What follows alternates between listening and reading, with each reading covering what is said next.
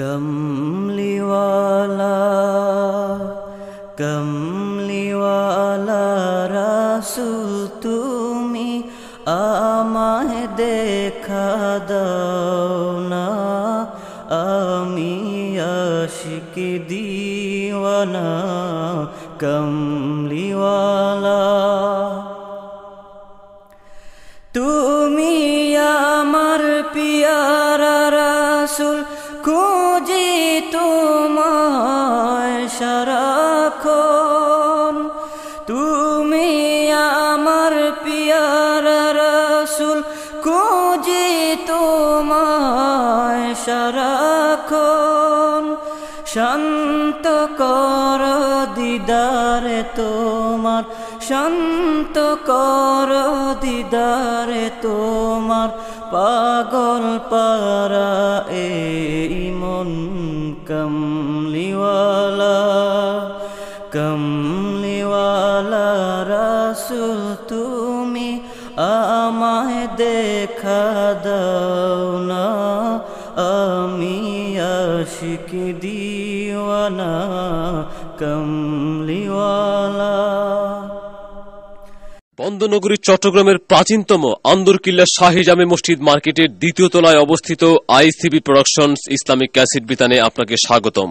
আমাদের প্রকাশনায় রয়েছে সহস্রাধিক ক্যাসেট, সিডি, ভিসিডি তথা মাল্টিমিডিয়া প্রোডাকশনস, ওয়াজ মাহফিল, তেলাওয়াত, ইসলামী সঙ্গীত, হামদ, নাত, ডকুমেন্টারি ফিল্ম, নাটক, কৌতুক সহ বিভিন্ন ইসলামী মাল্টিমিডিয়া প্রোডাকশন সমূহ পাইকারি ও খুচরা বিক্রয় করা হয়।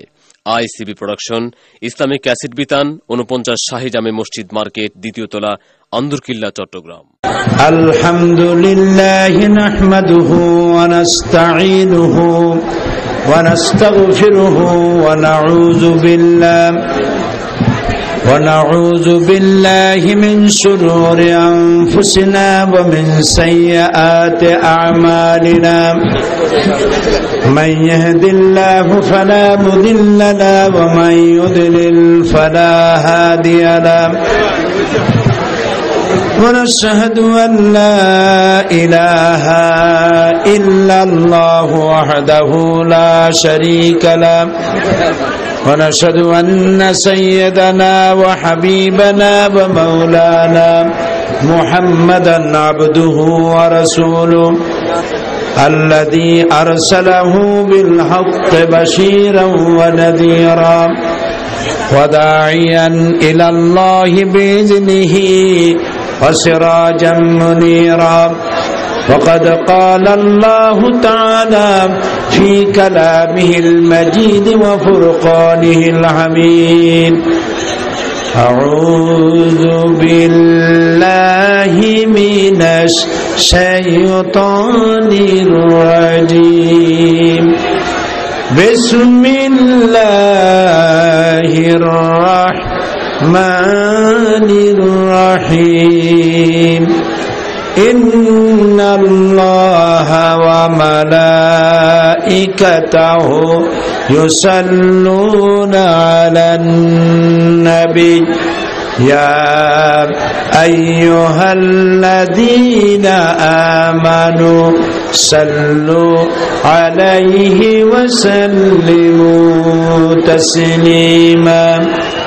اللهم صل على محمد وعلى آل محمد. اللهم صل على محمد وعلى آل محمد كما صليت على إبراهيم وعلى آل إبراهيم إنك حميد مجيد. اللهم بارك على محمد وعلى آل محمد كما باركت على إبراهيم وعلى آل إبراهيم إنك حميد مجيد. بلغ العلا بكماله كشف الدجى بجماله حسنت جميع خصاله صلوا عليه وآله لا إله. কারা আয়োজন করেছে এটা? তালিমুল কোরআন ফাউন্ডেশন চাপাই নবাবগঞ্জ তালিমুল কোরআন ফাউন্ডেশন কর্তৃক আয়োজিত পবিত্র সিরাতুন নবী মাহফিলের সম্মানিত সভাপতি, মঞ্চে উপবিষ্ট রয়েছেন এই এলাকার জননন্দিত নেতা,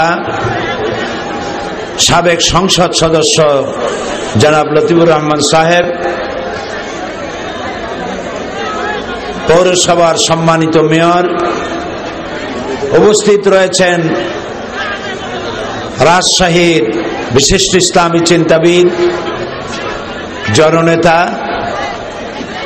শিক্ষাবিদ, জনমানুষের নেতা জনাব আতাউর রহমান সাহেব, হাজারাত ওলামায়ে কেরাম, উপস্থিত প্রিয় চাপাই নবাবগঞ্জবাসী, সম্মানিত ভাইরা, পর্দার আড়ালের মা এবং বোনেরা, আসসালামু আলাইকুম ওয়া রাহমাতুল্লাহি ওয়া বারাকাতুহু।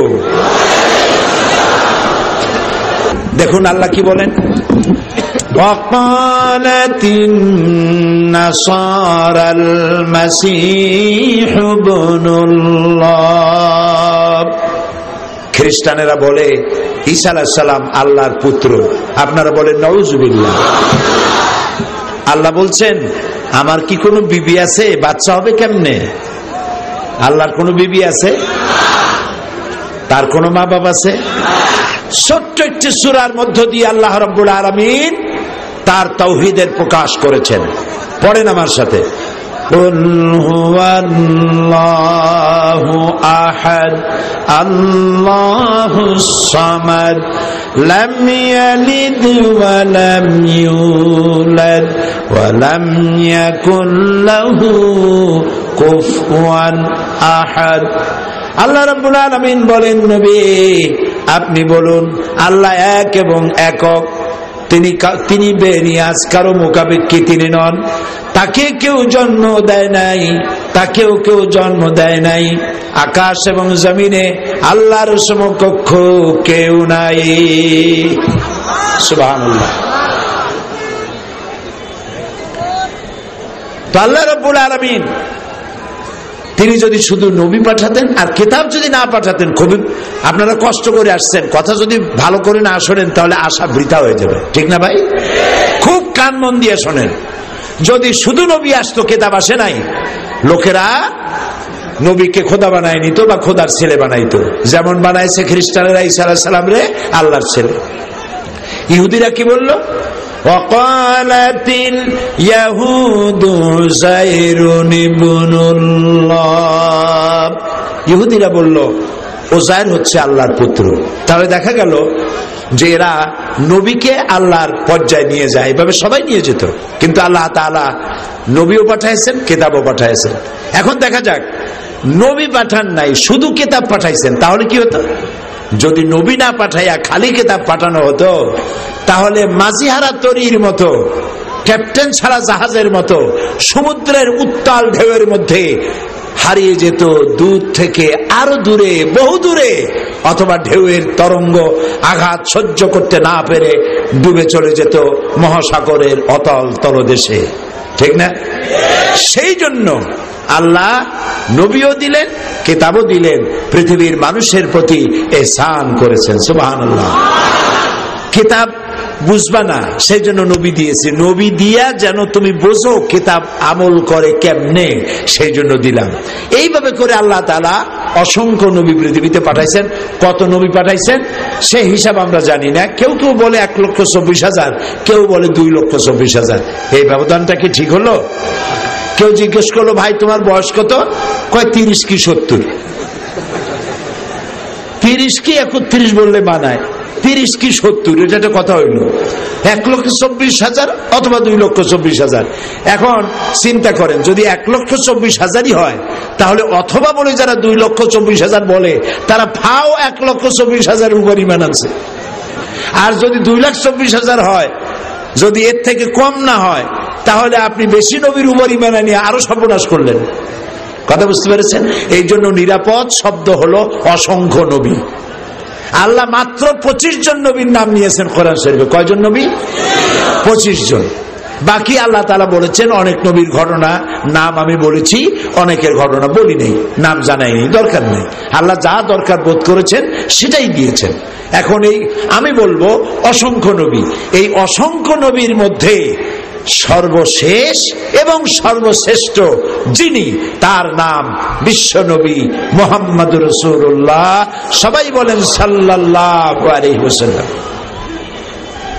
প্রিয় ভাই সব, দুনিয়ায় যত নবী এসেছেন সমস্ত নবী এসেছেন তার জাতির জন্য, তার দেশের জন্য, তার গোত্রের জন্য, তার সম্প্রদায়ের জন্য।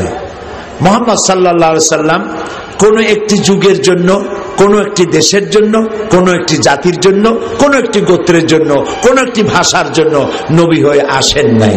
তার নবুয়তের সীমা কদ্দূর? সারা বিশ্ব জুড়ে। আল্লাহ রাব্বুল আলামিন তার নবীকে বলেছেন, কুল ইয়া আইয়ুহান নাসু ইন্নী রাসূলুল্লাহি ইলাইকুম জামিআ। আল্লাহ তাআলা বলেন, হে নবী আপনি বলুন, ও পৃথিবীর মানব সকল, আমি আল্লাহর পক্ষ থেকে তোমাদের সকলের জন্য রাসূল হয়ে এসেছি। সুবহানাল্লাহ। পৃথিবীর সর্বকালের সর্বযুগের সর্বশ্রেষ্ঠ মহামানব রাসূল, বিশ্ব মানবতার বিশ্বস্ত বন্ধু, মহান শিক্ষক মুহাম্মদ রাসূলুল্লাহ। এই সাল্লাল্লাহু আলাইহি ওয়াসাল্লাম পড়তে বলি কেন জানেন? রাসূলের নাম শুনে দরুদ পড়া কি সুন্নত? হ্যাঁ, ওয়াজিব। বলেন তো কি? রাসূল বলেছেন যে আমার নাম শুনলো আর আমার উপরে দরুদ পড়লো না, বখিলের খাতায় তার নাম লেখা যাবে। রাসূলের উপরে কেউ যদি একবার দরুদ পড়ে, আল্লাহ তার নামায় আমলে 10টা রহমত নামায় আমলে লিখে দেয়। সুবহানাল্লাহ। এক শ্রেণীর ফেরেশতারা তামাম পৃথিবী ঘুরে বেড়ায়, তাদের কোনো কাজ নাই, একটাই কাজ, পৃথিবীর যে কোনো প্রান্তরে যখন যে ব্যক্তি দরুদ পড়বে ওই ফেরেশতারা নবী করিম সাল্লাল্লাহু আলাইহি সাল্লামের কাছে দরুদ পৌঁছায় দিবেন। সুবহানাল্লাহ। তো নবী করিম সাল্লাল্লাহু আলাইহি সাল্লামের মর্যাদা সব নবীর চাইতে কি? আমরা আমানা রাসূলু বিমা উনজিলা ইলাইহি মির রাব্বিহি ওয়াল মুমিনুন কুল্লুন আমানা বিল্লাহি ওয়া মালাইকাতিহি ওয়া কুতুবিহি ওয়া রুসুলিহি। আমরা লা নুফাররিকু বাইনা আহাদিন মির রুসুলি, আমরা কোন নবীর সাথে কোন নবীর পার্থক্য সূচিত করি না, সমস্ত নবীদের উপর ঈমান আনি। কিন্তু মুহাম্মদ সাল্লাল্লাহু আলাইহি সাল্লাম হচ্ছেন সমস্ত নবীদের সেরা নবী। সুবহানাল্লাহ। কত বড় সেরা লক্ষ্য করেন। কোরআনে কারীমের মধ্যে আল্লাহ রাব্বুল আলামিন যত নবীর নাম নিয়েছেন, যত নবীকে সম্বোধন করেছেন, নাম নিয়ে নিয়ে সম্বোধন করেছেন, বলেছেন ইয়া আদম, ইয়া মূসা, ইয়া ঈসা, ইয়া ইব্রাহিম, ইয়া জাকারিয়া, ইয়া ইয়াহইয়া। নবীদেরকে নাম ধরে ধরে আল্লাহ রাব্বুল আলামিন সম্বোধন করেছেন, কিন্তু গোটা কোরআন শরীফ তালাশ করে কোথাও ইয়া মুহাম্মদ পাওয়া যাবে না। সুবহানাল্লাহ। আল্লাহ নিজেই নাম ধরে ডাকেন নাই। জোরে বলেন সুবহানাল্লাহ। সমস্ত নবীর উম্মতেরা, শুনতেছেন আপনারা? সমস্ত নবীর উম্মতেরা তার নবীকে নাম ধরে ডেকেছেন। ইয়া মূসা, উম্মতেরা বলতেছে ইয়া মূসা, ইয়া হুদ, ইয়া সালেহ, ইয়া ঈসা, ইয়া ইয়াকুব, ইয়া ইব্রাহিম, উম্মতেরা নাম ধরে ডেকেছে। কিন্তু এখানে আল্লাহ তাআলা নিজেই রাসূলের নাম ধরে ডাকেন নাই। শুধু তাই নয়, কোরআনে কারীমে দেখুন আল্লাহ রাব্বুল আলামিন বলেন, তোমরা যেমন পরস্পর পরস্পরকে নাম ধরে ডাকাডাকি করো, এইভাবে করে আমার নবীকে নাম ধরে ডাকতে পারবা না। নিষেধ। মুহাম্মদ সাল্লাল্লাহু আলাইহি সাল্লামকে নাম ধরে ডাকা যাবে না। সুবহানাল্লাহ। আমি নিজে ডাকি নাই, আল্লাহ নিজে নাম ধরে ডাকেন নাই। আল্লাহর যখন দরকার হয়েছে সম্বোধন করার, তখন বলেছেন ইয়া আইয়ুহান নবী। সুবহানাল্লাহ। ইয়া আইয়ুহার রাসূল, তাহা, হামিম, ইয়া আইয়ুহাল মুজাম্মিল, ইয়া আইয়ুহাল মুদ্দাসসির, হে কম্বল আচ্ছাদনকারী, হে বস্ত্র আচ্ছাদনকারী, হে নবী, হে রাসূল, এইভাবে করে তিনি সম্বোধন করেছেন। অবশ্য কোরআনে কারীমের মধ্যে 4 জায়গায় মুহাম্মদ সাল্লাল্লাহু আলাইহি ওয়াসাল্লাম এই নাম পাওয়া যায়। কয় জায়গায়? 4 জায়গায়। যেমন আছে 1, ওমা মুহাম্মাদুন ইল্লা রাসূল, আমিনু বিমা নুজিলা আলা মুহাম্মদ। 2, 3 নম্বরে মুহাম্মাদুর রাসূলুল্লাহ ওয়াল্লাযিনা মাআহু আশিদ্দাউ আলাল কুফফার রুহামাউ বাইনাহুম। 4 নম্বরে মা কানা মুহাম্মাদুন আবা আহাদিম মির রিজালিকুম ওয়ালাকিন রাসূলুল্লাহ। এই 4 জায়গায় মুহাম্মদ বলেন সাল্লাল্লাহু আলাইহি ওয়াসাল্লাম, এই 4 জায়গায় রাসূলের নাম আছে। এই নাম সম্বোধন করার জন্য নয়, মুহাম্মদ সাল্লাল্লাহু আলাইহি ওয়াসাল্লাম যে আল্লাহর রাসূল এইটাকে বুঝাবার জন্য এই নাম ব্যবহার করা হয়েছে। আল্লাহু আকবার। শুধু তাই নয়, রাসূলের মর্যাদা এত বেশি, সাহাবায়ে কেরাম মুহাম্মদ সাল্লাল্লাহু আলাইহি ওয়াসাল্লামের কাছে বসে উচ্চ স্বরে কথা বলতেছিলেন। এমন আওয়াজে কথা বলেছেন যে আওয়াজে রাসূলের আওয়াজ শোনা যায় না, তার আওয়াজ শোনা যাচ্ছে না, সাহাবীদের আওয়াজ বড় হয়ে গেছে। আল্লাহ রাব্বুল আলামিন এটুকুনো বরদাস্ত করতে পারেন নাই, সঙ্গে সঙ্গে ওহী নাজিল করে দিয়েছেন, ইয়া আইয়ুহাল্লাযীনা আমানু লা তারফাউ আসওয়াতাকুম ফাওকা সাউতিন নবী। ও বিশ্বাসীরা, তোমরা যারা আমার উপর ঈমান এনেছো, খবরদার তোমাদের গলার আওয়াজ যেন আমার নবীর গলার আওয়াজের চাইতে যেন বড় হয়ে না যায়। আমার নবীর সামনে কথা বলার সময় আদবের সাথে কথা বলবে, উচ্চ স্বরে কথা বলতে পারবে না। যদি কেউ আমার নবীর সামনে উচ্চ স্বরে কথা বলো, আনতাহাবাতা আমালুকুম, যত ভালো কাজ করছো সব পণ্ড করে দেব, বরবাদ করে দেব।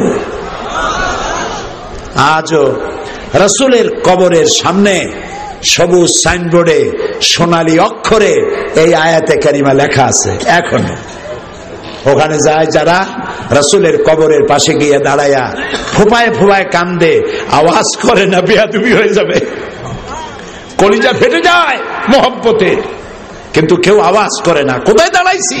শাহানশাহ আল্লাহর পরে আরশের নিচে জমিনের উপরে এত বড় মর্যাদা কারো নাই। রাসূলের ঘরের নামেও সূরা নাজিল হয়েছে, হুজরাত থেকে হুজুরাত, সূরায়ে হুজুরাত। রাসূলুল্লাহ আরাম ফরমাচ্ছিলেন দুপুর বেলায়, একজন এসে দরজা নক করেছে, ডেকেছে, রাসূলুল্লাহ আয়াত নাজিল করেছেন। আল্লাহ তাআলা আয়াত নাজিল করেছেন, বলেছেন এই লোকগুলি কি এতটুকুন আকল নাই? তারা কি একটু অপেক্ষা করতে পারতো না যে রাসূলুল্লাহ বিশ্রাম শেষ করে তারপরে বেরোবেন আর এরপরে কথা বলবে? কেন তারা অপেক্ষা করলো না? কেন ডাকাডাকি করলো? সুবহানাল্লাহ কইতে ইচ্ছা করে না? কি বিশাল ব্যক্তিত্ব, কি আজিম পার্সোনালিটি, আল্লাহ নিজে সম্মান করতেছেন। সুবহানাল্লাহ। আপনার আমার চরিত্রের ক্যারেক্টার সার্টিফিকেট কে দেয়? আরে দূর, বোঝে না, শোনে না, কয় আপনার আমার চরিত্রের সার্টিফিকেট দেয় চেয়ারম্যান, মেম্বার, এমপি, মন্ত্রী, ম্যাজিস্ট্রেট। ওর নিজেরই চরিত্রের বেলায় নাই, আর একজনের ক্যারেক্টার সার্টিফিকেট দেয়। মুহাম্মদ সাল্লাল্লাহু আলাইহি ওয়াসাল্লামের ক্যারেক্টার সার্টিফিকেট কে দিয়েছেন? চিল্লায় কোন আল্লাহু আকবার। আল্লাহ রাব্বুল আলামিন রাসূলের ক্যারেক্টার সার্টিফিকেট দিচ্ছেন, ওয়া ইন্নাকা লাআলা খুলুকিন আযীম। হে নবী, আপনি মহান চরিত্রের উপরে প্রতিষ্ঠিত, মহান চরিত্র, উত্তম চরিত্রের উপরে প্রতিষ্ঠিত। রাসূলুল্লাহ নিজে বলেছেন, ইন্নী বুইসতু লিউতাম্মিমা মাকারিমাল আখলাক, চরিত্রকে পূর্ণতায় পৌঁছে দেওয়ার জন্য আমি প্রেরিত হয়েছি। কারে কয় চরিত্র? পার্সোনালিটি, ব্যক্তিত্ব কারে কয়? একজন সাহাবীকে রাসূল বললেন, তুমি এই কামটা করলে না কেন? রাসূলুল্লাহ সাহাবী বললেন, ইয়া রাসূলুল্লাহ, আমি তো বুঝি নাই, আপনি যদি চোখের ইশারা আমাকে বলতেন তো আমি তো কামটা করে ফেলতাম। রাসূলুল্লাহ বললেন, চোখের ঠারে ঠরে কাজ করা নবুয়তের শান নয়। চোখ টিপ মেরিয়া চোখের কোনা দিয়া কথা বলা এটা নবুয়তের শান নয়। সুবহানাল্লাহ, সুবহানাল্লাহ। ভালোবাসা দিয়া মানুষ পাগল বানায় ফেলাইছে। আল্লাহু আকবার। বোমা মেরে ইসলাম কায়েম করেন আল্লাহ রাসূল। বোমা মেরে আল্লাহর আইন যারা আল্লাহর আইন প্রতিষ্ঠিত করতে চায় তারা মুসলমান তো দূরের কথা, মানুষ নয়, এরা পশু জানোয়ার।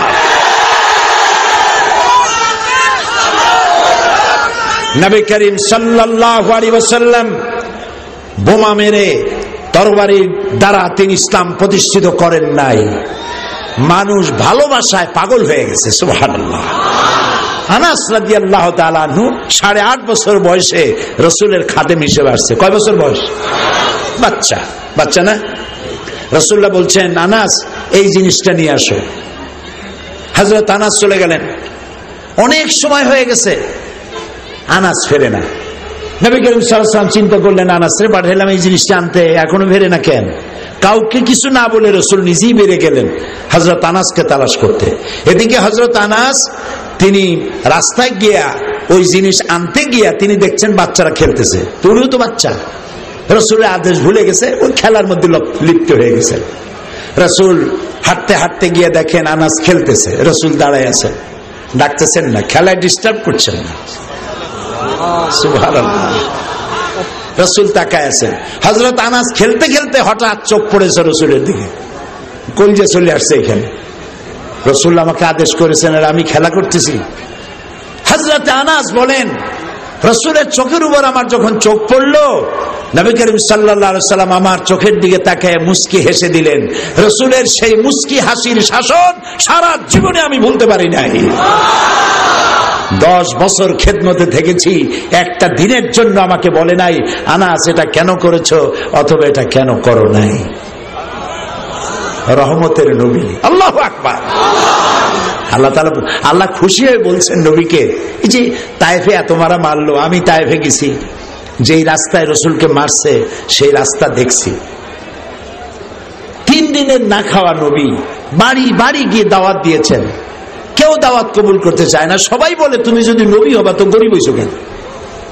আল্লাহ একটা ধনী মানুষের বাইলো না নবী বানাইতে, যেখানে যায় সেখানে বাজে কথা বলে। শেষ পর্যন্ত যখন তিনি বুঝলেন যেরা আমার কথা মানবেই না, তখন বলবেন আচ্ছা ঠিক আছে আমি মক্কায় ফিরে যাই, তবে আমি যে তায়েফ আসছিলাম এই কথাটা তোমরা মক্কার নেতাদেরকে জানাই দিও না, তাহলে ওরা আমার উপরে অত্যাচারের মাত্রাটা বাড়ায় দেবে। তায়েফের এই দুষ্ট কাফেরেরা তারা মক্কায় তো জানালোই, আর যেই পথে রাসূল যাবেন ফিরে সেই রাস্তায় তারা যুবকদেরকে লেলিয়ে দিল। তারা দুদিক থেকে পাথর মারা শুরু করল।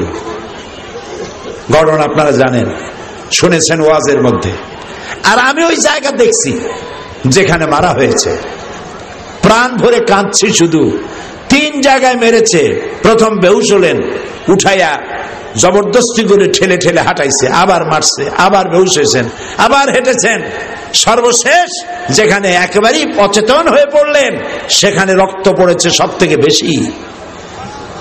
ফেরেশতা এসে গেছেন, হযরত জিবরাইল এসে বলছেন ইয়া রাসূলুল্লাহ, এই পাহাড় পরিচালক ফেরেশতারা এসেছে, আপনার এই দুর্দশা দেখে ফেরেশতারা কাঁদছে, আপনি শুধু একটা অনুমতি দেন, এই 2 পাহাড় এক জায়গায় করে পিষা কাফের গুলারে শেষ করে দেই।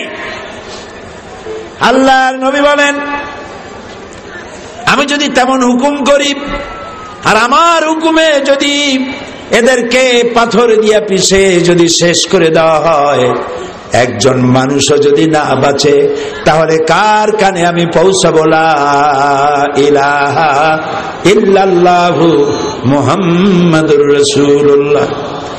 নবীজি গায়ের রক্ত মুছে সিজদায় পড়ে রব্বুল আলামিনের দরবারে ফরিয়াদ জানালেন, আয় আল্লাহ রব্বুল আলামিন, এই তায়েফবাসীরা বোঝে নাই যে আমি তোমার নবী, না জেনে না বুঝে না চিনে আমার উপরে যে অত্যাচার করেছে, এজন্য তুমি তায়েফবাসীদের উপরে গজব নাজিল করো না।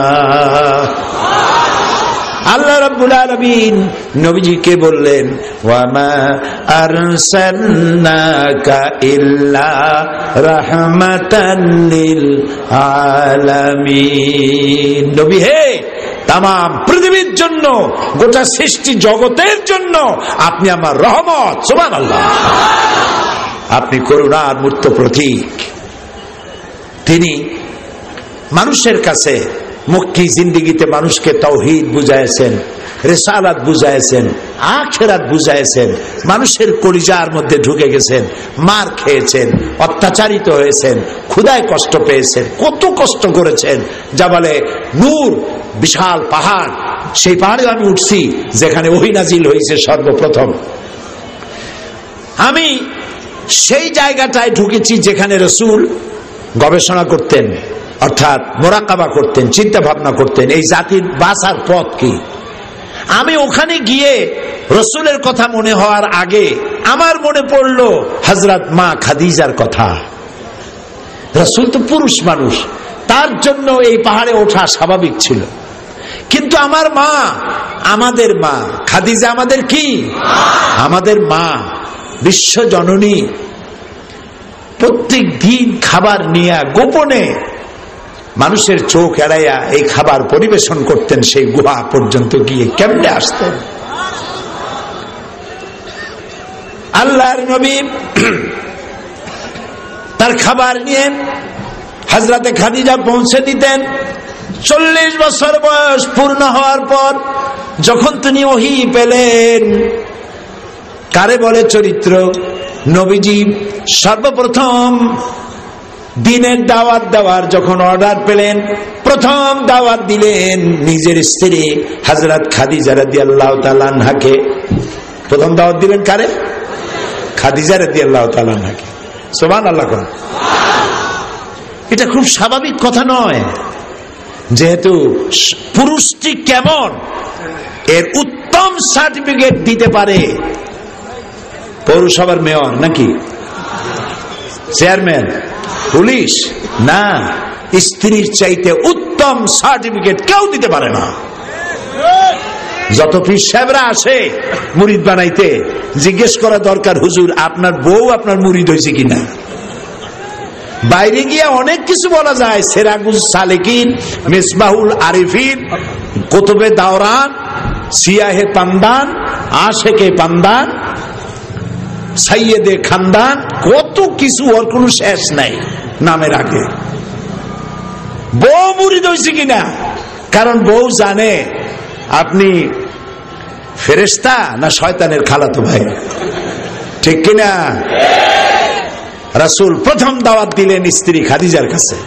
দেখেন, আল্লাহর নবী বললেন, খাদিজা গো, আল্লাহ রাব্বুল আলামিন আমাকে আখেরি জামানার নবী বানাইছেন। সমস্ত প্রতিমাগুলিকে ভুলে যাও, এক আল্লাহর উপরে ঈমান আনো, আর আমাকে আখেরি জামানার নবী হিসেবে মেনে নাও। হযরতে খাদিজা 1 সেকেন্ড দেরি করেন নাই, মিনিট তো দূরের কথা, 1 সেকেন্ডও দেরি করেন নাই, সঙ্গে সঙ্গে পড়ে নিয়েছেন লা ইলাহা ইল্লাল্লাহু মুহাম্মাদুর রাসূলুল্লাহ। জোরে পড়েন লা ইলাহা ইল্লাল্লাহ, লা ইলাহা ইল্লাল্লাহ, লা ইলাহা ইল্লাল্লাহ। হযরত খাদিজা বলেন, ইয়া রাসূলুল্লাহ, ইয়া আবুল কাসিম। তিনি রাসূলকে ডাকতেন আবুল কাসিম, কাসেমের পিতা। ইয়া আবুল কাসিম, হে কাসেমের পিতা, আপনার সাথে 15টি বছর ঘর সংসার করলাম। আপনার যখন বয়স 25, আমার তখন 40, আর এই 40 বছর বয়স আপনার হলো, 15 বছর একসঙ্গে একসাথে আমরা সংসার পরিচালনা করেছি। আপনাকে বিগত 15 বছর ধরে যা দেখেছি, আমার নিশ্চিতভাবে আমার মনে এই প্রতীতি জন্মেছে আপনি কোনো সাধারণ মানুষ নন। আপনার মধ্যে যে আচরণ দেখেছি, আপনি যে আল্লাহর নবী, তাতে কোনো সন্দেহ নাই। সুবহানাল্লাহ। আপনি যে আল্লাহর নবী, এ ব্যাপারে আমার কোনো সন্দেহ নাই। আল্লাহু আকবার। প্রথমেই স্ত্রী ঈমান আনলেন। একজন পুরুষ সম্পর্কে সর্বপ্রথম জানে তার স্ত্রী, তারপরে জানে তার বন্ধু, তারপরে জানে তার চাকর বাকর, সাথে যারা থাকে। তার বন্ধু ছিলেন 20 বছরের বন্ধু। কয় বছর? নবুয়ত পাওয়ার আগের 20 বছরের বন্ধু হযরত আবু বকর সিদ্দিক রাদিয়াল্লাহু তাআলা আনহু। তাকে তিনি দাওয়াত দিলেন, আবু বকর, আল্লাহ আমাকে নবী বানাইছেন, তুমি আমার নবুয়তের উপর ঈমান আনো, এক আল্লাহর প্রতি ঈমান আনো। হযরত আবু বকরও খাদিজা রাদিয়াল্লাহু তাআলা আনহার মতো 1 সেকেন্ড দেরি করেন নাই, সাথে সাথে বলেছেন, 20 বছরের বন্ধুত্ব আপনার সাথে আমার, 20 বছর ধরে যা আমি আপনার সম্পর্কে জেনেছি বুঝেছি, আপনি সাধারণ মানুষ নন, আল্লাহর কসম আপনি আল্লাহর নবী। সুবহানাল্লাহ, সুবহানাল্লাহ। নবী করিম সাল্লাল্লাহু আলাইহি ওয়াসাল্লাম তার কাছের লোকেরা সর্বপ্রথম তার উপরে ঈমান এনেছেন। তার চারিত্রিক দৃঢ়তা দেখে, রাসূল কপালে লেখা থাকে না, কোন নবীর কপালে লেখা ছিল না যে ইনি নবী। কোন ফেরেশতা এসে কোন নবীকে হাত ধরে বলে যায় নাই ইনি আল্লাহর তরফ থেকে নবী, তোমরা এনার নবুয়ত মানিয়ে নাও, এভাবে কোন নবীকে দিয়ে যাওয়া হয় নাই। নবী চিনছে কি দিয়ে? মানুষেরা কন্তবুদ্ধি করে। হ্যাঁ, এই জন্যই তুই বলি চাঁপাইনবাবগঞ্জের লোক খুবই শিক্ষিত, বুদ্ধি ভালো, জবাব দিতে পারে তাড়াতাড়ি। নবী চেনা যায় চরিত্র দিয়ে। সুবহানাল্লাহ। সারা জীবন, ভালো করে শোনেন, সারাটি জীবন রাসূল কাউকে একটা গালি দেন নাই। যে যুগে মানুষ ন্যাংটা হয়ে চলতো, আল্লাহর ঘর তওয়াব করতে হলো ল্যাংটা হইয়া, সেই যুগেও রাসূলের সতর কেউ দেখে নাই, বাচ্চা অবস্থায় কেউ দেখে নাই। যে যুগের মানুষ মিথ্যা কথা ছাড়া কথাই বলতো না, সেই যুগের রাসূল সারা জীবনে একটি মিথ্যে কথা বলেন নাই। কাফেররা পর্যন্ত তার কাছে আমানত রাখতো, আল আমিন বলতো। কি বলতো? কন্ত মানে কি? বিশ্বাসী, চরম বিশ্বস্ত। তার কাছে আমানত রাখতো, নিজেদের নেতাদের কাছে রাখতো না। ওরা জানতো এই নেতাগুলো শয়তান, কিছু স্বার্থ পাওয়ার জন্য এদের সাথে ঘুরি, তারা হলে এগুলোর মতো শয়তান আর নাই। সেই জন্য তারা আমানত রাখতো রাসূলের কাছে। সুবহানাল্লাহ। আল আমিন, সাদেক, সত্যবাদী। কাউকে গালি দেন নাই, কাউকে মারেন নাই, নিজে কষ্ট করেছেন, কাউকে কষ্ট দেন নাই, সকলের কষ্ট নিজের বুকে উঠাই নিয়েছেন সারাটি জীবন। এই জন্য আমরা যত নেতাদের চিনি, আমি কারো নাম নেব না, এই দুনিয়ায় যত নেতাদের নাম আপনি শুনেছেন, আমি শুনেছি, সমস্ত নেতাদের শিক্ষাগত যোগ্যতা, রাজনৈতিক জীবন, জেলে থাকছে কতদিন, শেষরানি করছে কি, টাকা মারছে কত, দুদুকে ধরছে কত, এই সব জিনিস আমরা জানি, আর কিছু জানি না। কিন্তু রাসূলের জীবন, সুবহানাল্লাহ কোন আগেই রাসূলের জীবনকে দেখা হয়েছে মাইক্রোস্কোপিক্যালি দেখা হয়েছে, মাইক্রোস্কোপ দিয়ে দেখা হয়েছে রাসূলের জীবন। জন্ম থেকে শুরু করে মৃত্যু পর্যন্ত রাসূলের জীবনীকে যারা সংরক্ষণ করেছেন তাদের সংখ্যা 1 লক্ষ। 1 লক্ষ মানুষ তার জীবনকে সংরক্ষণ করেছেন। কেমনে শামাইলে তিরমিজি কিনবেন, হাবিজাবি নোবেল নাটক কেনার কোনো দরকার নাই মুসলমানদের, এগুলো পড়ে পাবেন কি? ইসলামের বই কেনেন, শামাইলে তিরমিজি কি নাম? রাসূলুল্লাহ কেমনে দাড়ি আঁচড়াতেন, কেমনে চুল আঁচড়াতেন, কেমনে চুল কাটতেন, কেমনে মোষ কাটতেন, কেমনে জুতা পরতেন, কেমনে জামা গায়ে দিতেন, কেমনে বোতাম লাগাইতেন, কেমনে টয়লেটে যেতেন, কেমনে টয়লেট থেকে বেরোতেন, কেমনে খাইতেন, কেমনে মুখ ধুইতেন, এর থেকে শুরু করে রাষ্ট্র পরিচালনা পর্যন্ত জীবনের সব কথা হাদিসে লিপিবদ্ধ করা হয়েছে। এমন নেতা আকাশের নিচে জমিনের উপর আর নাই। দ্বীপ্রহরের সূর্য দেখতে যেমন কোনো অসুবিধা নাই, রাসূলকে চিনতেও বিশ্ব মানবতার জন্য কোনো অসুবিধা নাই। কোনো দাগ নাই, কোনো স্পট নাই, কোনো তার বিরুদ্ধে পৃথিবীর মানুষের কোনো বক্তব্য নাই। সারা পৃথিবীর মানুষ তার জন্য পাগল কেন? কারণ হলো দুনিয়ায় যত নেতা হয়েছে সব নেতা কথা বলে তার নিজের দলের, কথা বলে নিজের ভাষার, কথা বলে নিজের দেশের, আর রাসূল কথা বলেছেন গোটা পৃথিবীর সব মানুষের। সাদা এবং কালো মানুষের আকাশচুম্বী ব্যবধান দূরীভূত করে একই প্ল্যাটফর্মে এনে দিয়েছেন আল্লাহ রাসূল। হযরত আবু যর গিফারি রাদিয়াল্লাহু তাআলা আনহু একবার হযরত বেলালকে বলেছিলেন, তুই একটা কালো মায়ের সন্তান। কি কথায় কথায় লেগেছে, বলেছে তুই একটা কালো মায়ের সন্তান। রাসূলের কানে এই শব্দ গেছে। রাসূলুল্লাহ ঘরের থেকে বেরিয়ে হযরত আবু যরকে বললেন, আবু যর, তুমি মুসলমান হয়েছো ঠিক, কিন্তু তোমার মুখের ভেতর থেকে এখনো জাহালাতের গন্ধ তোমার মুখ থেকে যায় নাই। রাসূলের এই কথাটুকুন যথেষ্ট শাসনের জন্য। হযরত আবু যর গিফারি মসজিদে নববীর সিঁড়ির উপরে শুয়ে পড়লেন, বললেন, আমার যেই মুখটা দিয়া বেলালকে গালি দিয়েছি, বেলালের কালো পাওটা আমার মুখের উপরে না রাখা পর্যন্ত সিঁড়ি থেকে উঠবো না। সাদা কালোর ব্যবধান দূর করেছেন আমার নবী। সুবহানাল্লাহ, সুবহানাল্লাহ। পৃথিবীর মানুষের কল্যাণের জন্য মাতৃভূমি পরিত্যাগ করেছেন। 13 বছর মক্কা শরীফে ছিলেন, খেয়ে না খেয়ে কি কষ্ট করেছেন, কি পরিশ্রম করেছেন। তারপরে হিজরতের সময় এলো। গভীর রাত্রে হযরতে জিবরাইল এসে বললেন, আল্লাহ সালাম বলেছেন আর হুকুম হয়েছে হিজরত করুন, মদিনায় চলে যান। রাসূলুল্লাহ ঘরের থেকে বেরোলেন, তাকে দেখলেন চতুর্দিকে কাফেরেরা দাঁড়ানো, হাতে এক মুষ্টি বালু নিলেন। কি নিলেন? বালুগুলো নিয়ে ছেড়ে দিলেন। বালুগুলি চতুর্দিকে যত কাফের ছিল তাদের চোখের মধ্যে চলে গেল। ওরা চোখ ডলাডলি আরম্ভ করলো। এই ভাগ দিয়ে রাসূল বেরিয়ে গেলেন। সুবহানাল্লাহ বলবেন না? এখন বালু মারছেন একদিকে, কাফের তো চতুর্দিকে, কেমনে গেল বালু?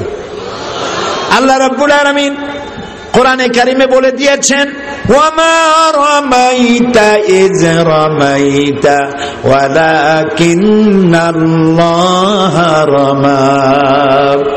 আপনি নিক্ষেপ করেন নাই, যখন আপনি নিক্ষেপ করেছিলেন আপনি তো শুধু ফিকে মেরেছিলেন।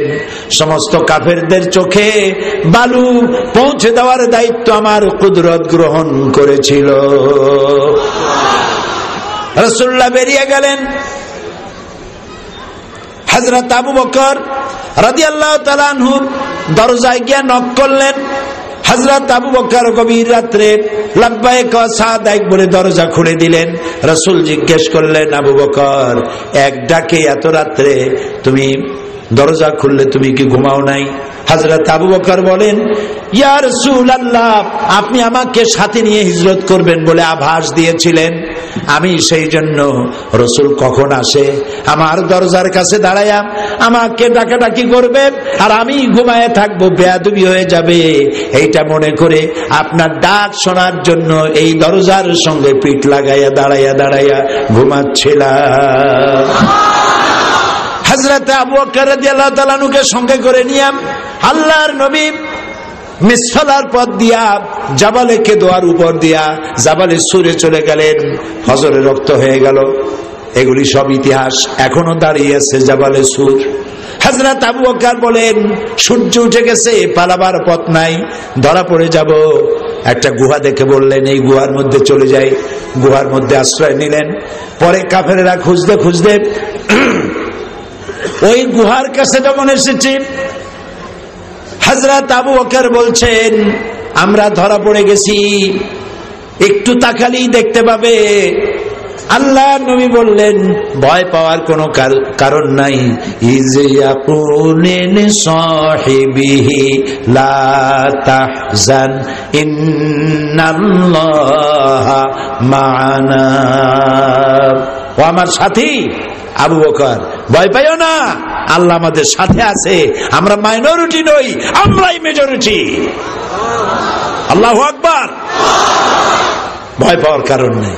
আল্লাহ তাআলা মাকড়সার জাল বুনে রেখেছিলেন। মাকড়সার জাল উপরে কবুতরের ডিম পেড়ে তা দিতেছে। একজন কয় এর মধ্যে আছে, আর একজন কয় না তুই তো বেকুব নাকি, এর মধ্যে ঢুকলে মাকড়সার জালটা আস্ত থাকলো কেমন, এটা তো ছিঁড়ে যাইতো। আর একজন কয় কবুতর একদম ডিম পেড়ে এখানে বসে থাকতে পারে নাকি, এর মধ্যে মানুষ আছে নাকি, চল আমরা ফিরে যাই। ওরা কথা বলে ফিরে গেল, আল্লাহ তার রসুলকে বাঁচাই দিলেন। সুবহানাল্লাহ।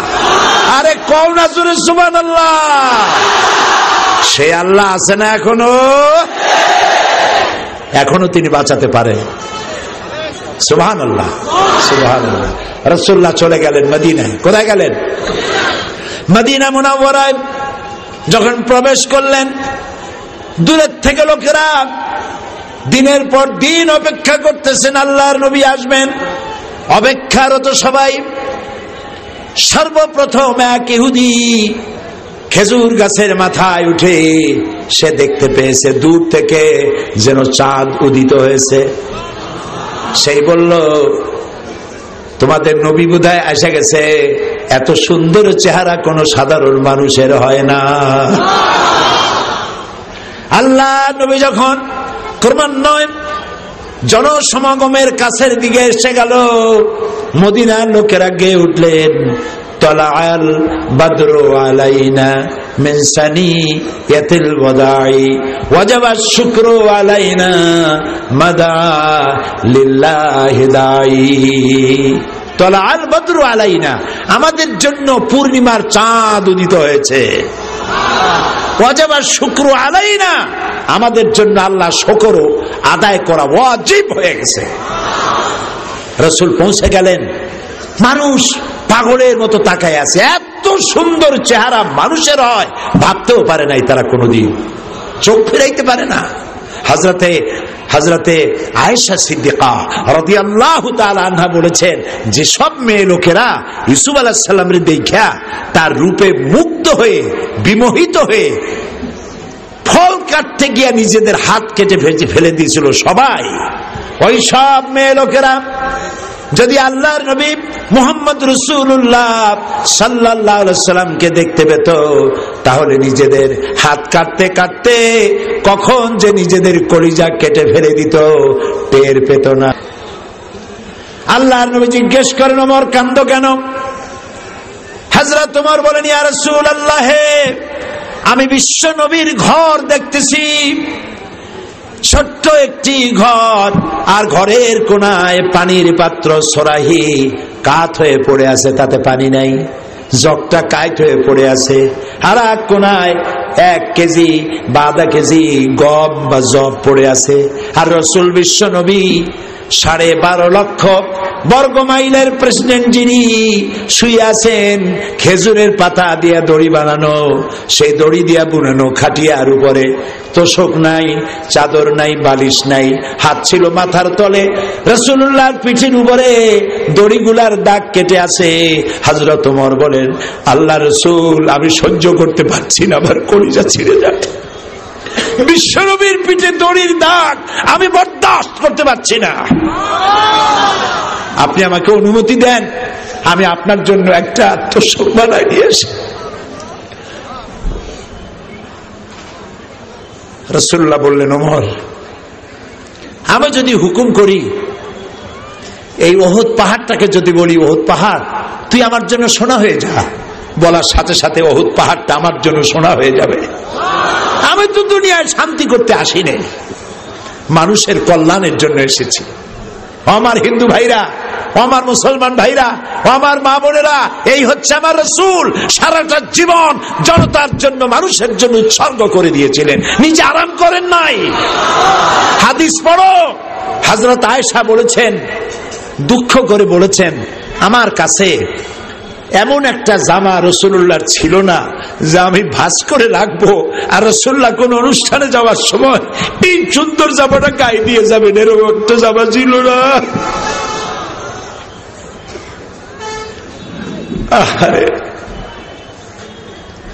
রাসূল প্রেসিডেন্ট, বাহরাইন থেকে, কাতার থেকে লাইনের পর লাইন উট বোঝাই হইয়া টাকা পয়সা খাদ্য সম্পদ এসে রসুলের মসজিদের সামনে স্তূপ হয়ে আছে।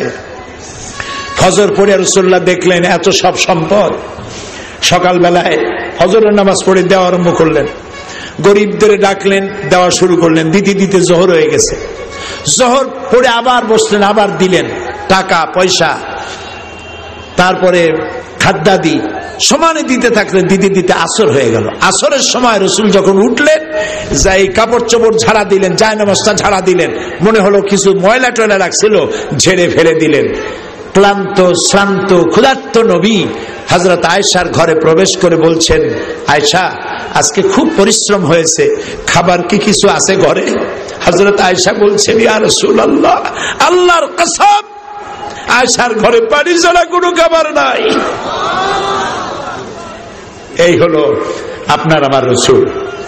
মানুষকে খাওয়াইছেন, নিজে ক্ষুধার্ত থেকেছেন, মানুষের প্রয়োজন পূরণ করেছেন, নিজের প্রয়োজনের দিকে তাকান নাই। কলিজার টুকরা মেয়ে মা ফাতেমা এসে বলছেন, আব্বাজান, আটা পিষতে পিষতে আমার হাতে ফোসকা পড়ে গেছে, কুয়া দিয়া পানি উঠাইতে উঠাইতে আমার ঘাড়ে দাগ পড়ে গেছে। আব্বা, ইয়া রাসূলুল্লাহ, আমার একটা দাসী দিবেন? রাসূলুল্লাহ বলছেন, মা, আমি তোমারে কেমনে দাসী দেব? আমি তো এখনো অমুক অমুক গোত্রের কাছে খাবার পৌঁছাইতে পারি নাই, আমি তোমারে দাসী দিতে পারবো না। বরং তুমি প্রত্যেক নামাজের পরে সুবহানাল্লাহ 33 বার, আলহামদুলিল্লাহ 33 বার, আল্লাহু আকবার 33 বার, আর লা ইলাহা ইল্লাল্লাহু ওয়াহদাহু লা শারীকা লাহু লাহুল মুলক ওয়া লাহুল হামদ ইউহয়ী ওয়া ইউমীত ওয়া হুয়া আলা কুল্লি শাইইন কাদির। এটা পড়ো, কিয়ামতের দিন জান্নাতে আল্লাহ তোমার দাসীর ব্যবস্থা করে দিবেন। নবী করিম সাল্লাল্লাহু আলাইহি ওয়াসাল্লাম বিশ্ব মানবতাকে শুধু দিয়ে গেছেন, নেন নাই কিছুই। সুবহানাল্লাহ, সুবহানাল্লাহ। তিনি এমন নবী ছিলেন, তার ছিল লেজিসলেটিভ পাওয়ার, তিনি ভাইসরয়, তার মুখের কথা আইন। রাসূলের মুখের কথা কি? এই যে মাগরিবের নামাজ পড়ছেন না আপনারা, কয় রাকাত পড়ছেন ফরজ? রাসূলুল্লাহ যদি মাগরিব 4 রাকাত পড়তেন, 4 রাকাতই ফরজ হয়ে যেত আমাদের জন্য। তিনি যদি এশা 2 রাকাত পড়তেন, 2 রাকাত ফরজ হতো। তিনি যদি ফজর 4 রাকাত পড়তেন, তাই ফরজ হতো। তিনি যেটা করবেন সেটাই ইবাদত। রাসূল যা করেন নাই, সাহাবীরা যা করেন নাই, সেটা ইবাদত নয়, ইবাদত নয়, ইবাদত নয়। আমাদের বড় ভুল, বলবো আমাদের বড় ভুল, আমরা ইসলামকে চিনি হুজুর দিয়া। এটি মারাত্মক ভুল।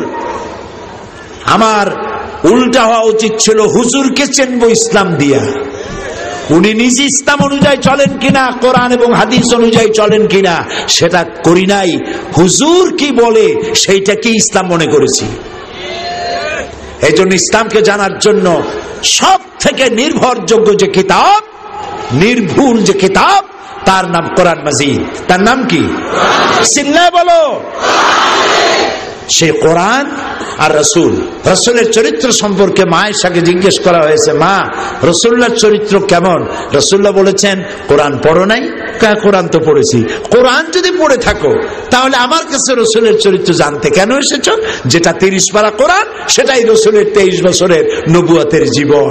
যেটা রাসূল সেটা কোরআন, যেটা কোরআন সেটা রাসূল। সুবহানাল্লাহ। আরো জোরে কও সুবহানাল্লাহ।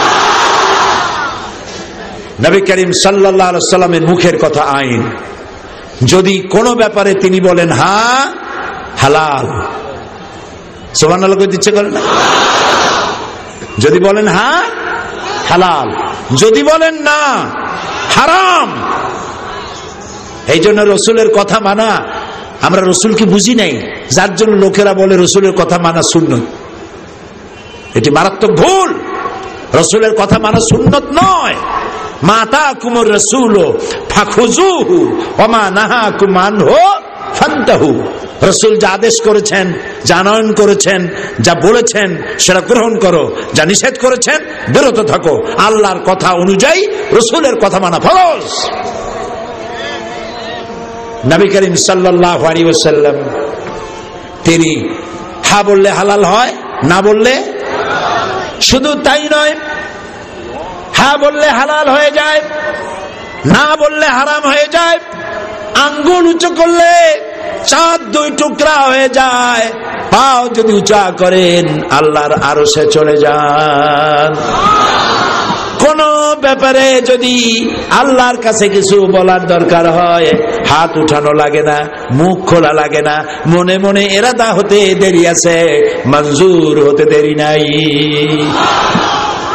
এই জন্য ইব্রাহিম আলাইহিস সালাম হচ্ছেন খলিল, আর মুহাম্মদ সাল্লাল্লাহু আলাইহি সাল্লাম হচ্ছেন হাবিব। একজন খলিলুল্লাহ আর একজনে হাবিবুল্লাহ। খলিল আর হাবিব পার্থক্য কি? খলিল মানেও বন্ধু, হাবিব মানেও বন্ধু। তাহলে শব্দ দুইটা কেন? দুইটা শব্দ এই জন্য, খলিল বলা হয় ওই ব্যক্তিকে, খলিল বলা হয় ওই ব্যক্তিকে যিনি তার বন্ধু, যিনি তার জন্য না পারেন এমন কিছু নাই, সব পারেন। যেমন খলিলের বন্ধু হচ্ছে আল্লাহ। খলিলের বন্ধুকে আল্লাহ। ওই আল্লাহর জন্য ইব্রাহিম আলাইহিস সালাম আগুনে পড়তে পারেন। ওই আল্লাহরে খুশি করার জন্য বউ বাচ্চা মরুভূমিতে ফালাই দিয়ে আসতে পারেন। ওই আল্লাহরে খুশি করার জন্য নিজের কলিজার টুকরা সন্তানের জবাহ করতে পারেন। এর নাম কি? খলিল। আর হাবিব কি? হাবিবের উল্টা। হাবিব এটার উল্টা। এখানে হাবিব হচ্ছেন মুহাম্মদ সাল্লাল্লাহু আলাইহি সাল্লাম, আর তার অপর যিনি তাকে ভালোবাসেন, হাবিব বলে ডেকেছেন, তিনি হচ্ছেন আল্লাহ। এখানে খলিল আল্লাহর জন্য না পারে এমন কিছু নাই, আর এখানে হাবিব মুহাম্মদ সাল্লাল্লাহু আলাইহি সাল্লামের জন্য না পারেন, আল্লাহর জন্য এমন কিছু নাই, সব করবেন, যা চাইবেন তাই করবেন। সুবহানাল্লাহ। নবী করিম সাল্লাল্লাহু আলাইহি সাল্লাম মক্কা থেকে হিজরত করে মদিনায় গিয়ে নামাজ পড়ছেন বাইতুল মাকদাসের দিকে ফিরে। মন চায় যদি আল্লাহ রাব্বুল আলামিন আমাকে বলতেন, যদি এমন একটা আয়াত নাজিল হতো মক্কার দিকে, কাবা শরীফ দিকে ফিরে নামাজ পড়তাম, মনটা চাচ্ছে, কিন্তু তিনি হাত তুলছেন না, মুখ দিয়েও বলছেন না, মনে মনে চিন্তা করেন। আর দুই একবার আকাশের দিকে তাকান, যদি এরকম একটা আয়াত নিয়ে জিবরাইল আসতো। জোহরের নামাজ পড়ছেন, ইমামতি করছে কে? রাসূলুল্লাহর সামনে কেউ কোনোদিন ইমামতি করে নাই, তিনি ইমাম। তিনি ইমামুল মুরসালিন, ইমামুল মুত্তাকিন, সমস্ত নবীদের ইমাম। সুবহানাল্লাহ। আল্লাহর নবী জোহরের নামাজ পড়ছিলেন, 2 রাকাত নামাজ পড়ে তাশাহুদ পড়তেছেন, তেমন সময় হযরতে জিবরাইল নামাজের মধ্যে অবতীর্ণ হয়ে গেছেন। অন্যান্য নবীদের বেলায় ওহীর জন্য বলা হতো, ঈসা ওহী দেওয়া হবে অমুক জায়গায় যাও, ও মুসা ওহী দেওয়া হবে অমুক পাহাড়ের কাছে যাও। এক এক জায়গায় পাঠানো হতো ওহী আনার জন্য, কিন্তু রাসূলের ব্যাপারটা ছিল ভিন্ন। রাসূল যেখানে ওহী সেখানে। নামাজের ভিতরে হযরতে জিবরাইল এসে ওহী নাজিল করলেন, কাদ নারা তাকাল্লুবা ওয়াজহিকা ফিস সামা। হে নবী, আমি বারবার লক্ষ্য করেছি আপনি আমার আকাশের দিকে তাকাচ্ছেন। আপনার মনের নিয়ত হচ্ছে মক্কা শরীফে, কাবা শরীফের দিকে ফিরে নামাজ পড়বেন। আপনার দিলের আরজু পুরা হয়ে গেছে, মঞ্জুর হয়ে গেছে। বাকি নামাজ কাবার দিকে, মক্কার দিকে ফিরে আদায় করুন। জোহরের বাকি 2 রাকাত নামাজ রাসূলুল্লাহ মক্কার দিকে ফিরে পড়লেন। সেই মসজিদ এখনো আছে, নাম কি? মসজিদে কিবলাতাইন। মসজিদে কিবলাতাইন। যারা যান নাই, যেতে পারেন নাই, আজকে দোয়া করি আল্লাহ তাআলা তাদের যাওয়ার তৌফিক দিন। জোরে বলেন আমিন। আরো জোরে বলেন আমিন। প্রিয় ভাই সব, রাসূল করিম সাল্লাল্লাহু আলাইহি ওয়াসাল্লাম তিনি এই পৃথিবীর সমস্ত মানুষের কল্যাণে কাজ করেছেন। তিনি তার কথা, আল্লাহ তাআলা তার কথা শুনেছেন এবং তিনি রাষ্ট্র পরিচালনা করেছেন। নারীকে মর্যাদা দিয়েছেন, শ্রমের মর্যাদা দিয়েছেন, শ্রমিকদের মর্যাদা দিয়েছেন। সব থেকে বেশি শ্রমিকদের ব্যাপারে বলেছেন, আল কাসিব হাবিবুল্লাহ, সহস্তে যে উপার্জন করে সে আল্লাহর বন্ধু। মিথ্যা বন্ধ করেছেন, চুরি ডাকাতি বন্ধ করেছেন। মানুষকে ওই যে বলা হয় যে রাসূল এতগুলি যুদ্ধ করেছেন কেন? রাসূলের কোন যুদ্ধ অফেন্সিভ ছিল না, প্রত্যেকটা যুদ্ধ ছিল ডিফেন্সিভ। আক্রান্ত হয়েছেন, আক্রমণের জবাব দিয়েছেন, আক্রমণের জবাব দিয়েছেন। যুদ্ধ নিজের থেকে যুদ্ধ করে কারো কোনো ক্ষতি তিনি জিন্দেগিতে করেন নাই। সুতরাং আজকে যদি এই পৃথিবীতে কারো কাছে শান্তি নাই, ইউরোপ বলেন, আমেরিকা বলেন, কারো কাছে শান্তি নাই। শান্তি আছে ইসলামের কাছে, শান্তি আছে মুহাম্মদ সাল্লাল্লাহু আলাইহি ওয়াসাল্লামের অনুসরণের মধ্যেই আছে শান্তি। আপনারা মনে করেন ইউরোপ আমেরিকায় খুব বুঝি শান্তি? না, আমি তো আল্লাহর মেহেরবানি এইসব দেশ দেখছি। এই পৃথিবীর 5টা মহাদেশের 5টি মহাদেশের 50টিরও বেশি দেশ আল্লাহ তাআলা আমাকে দেখায়ছে। ওদের সভ্যতার কাছে আপনার শেখার কিছু নাই, বরং ওদের শেখা উচিত মুসলমানদের কাছে। ওরা কি করছে জানেন?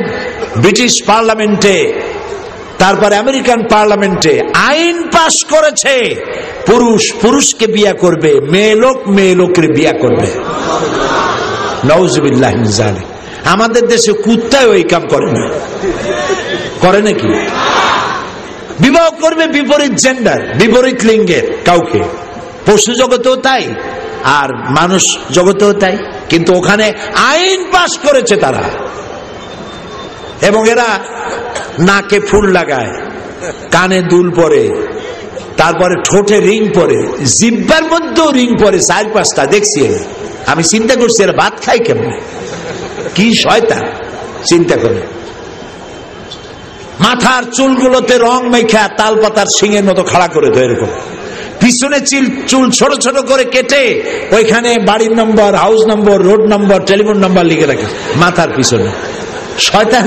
শয়তানে চিন্তা করে যে আমি আর শয়তান হয়েছি কি, আমি তো মারাত্মক শয়তান।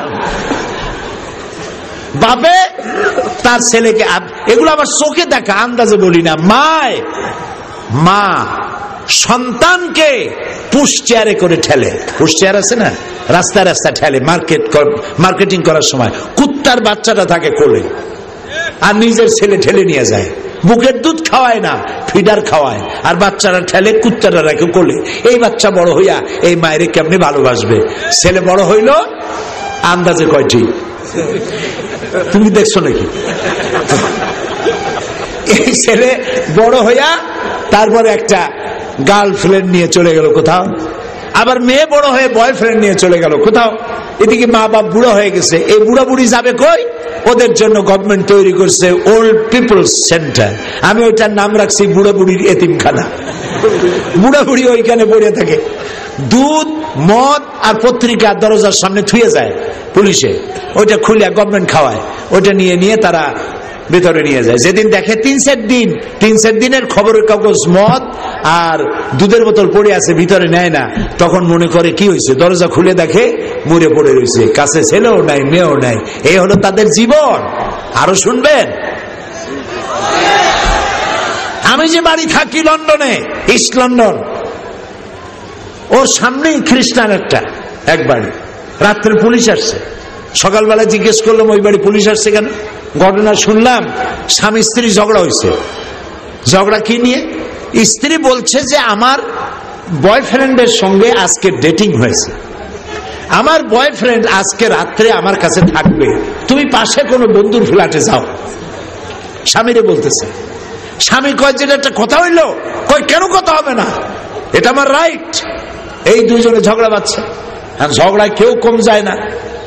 তারপরে 999 ডায়াল করেছে, টেলিফোনে 999 ডায়াল করা মানে পুলিশ স্টেশন।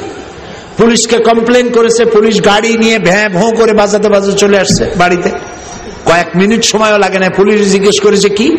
মেয়ে লোকটি বলছে সে আমার হিউম্যান রাইটস এর উপরে আমাকে আঘাত করেছে, আমার পার্সোনাল রাইটের উপরে সে আঘাত করেছে। কি বলে? এই ব্যাপার, আমি আমার বন্ধু নিয়ে রাত কাটাতে চাই, আর ওই বেটা তা থাকতে দেবে না।